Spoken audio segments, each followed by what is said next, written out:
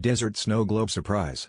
So last weekend, my family gathered for our annual barbecue at my Aunt Linda's house. Aunt Linda is known for her quirky hobbies, but this year she took it to a whole new level. We're all munching on burgers and watermelon when she proudly announced that she had expanded her snow globe collection from the usual wintry scenes to something more diverse. We all feigned interest until she unveiled her latest acquisition, a snow globe featuring a desert scene. It was complete with tiny cacti and a miniature sun blazing down on what appeared to be real sand. We all nodded politely, but I couldn't help but wonder why anyone would even make such a thing. As the evening wore on, we gathered around the living room where Aunt Linda had arranged her prized possessions like a mini museum. There it was, the infamous desert snow globe, sitting between a globe of the North Pole and another of the Eiffel Tower during a blizzard. My cousin Jake, always the joker, leaned in and tapped on the glass. "What happens if you shake it?" he asked. Aunt Linda grinned and said, "Go ahead, try it." Jake gave it a good shake, and to everyone's astonishment, nothing happened. No snow, no glitter, just the sand swirling around the tiny cacti.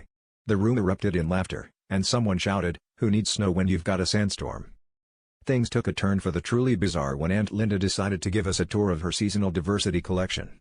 She pulled out a snow globe of a sunbather on a beach, complete with tiny plastic seagulls. "Look, this one has a button," she exclaimed, pressing a little switch at the bottom. Suddenly, the globe started playing a tinny rendition of Jingle Bells. We were all in stitches at the absurdity of a snow globe that played Christmas music while depicting a scene of summer.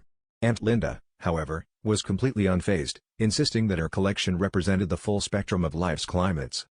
Finally, as the night wound down and everyone prepared to leave, Aunt Linda insisted on showing us one last acquisition, a snow globe of a drought-stricken farm. She proudly explained, "This one's my favorite because it really captures those times when life feels a bit dry."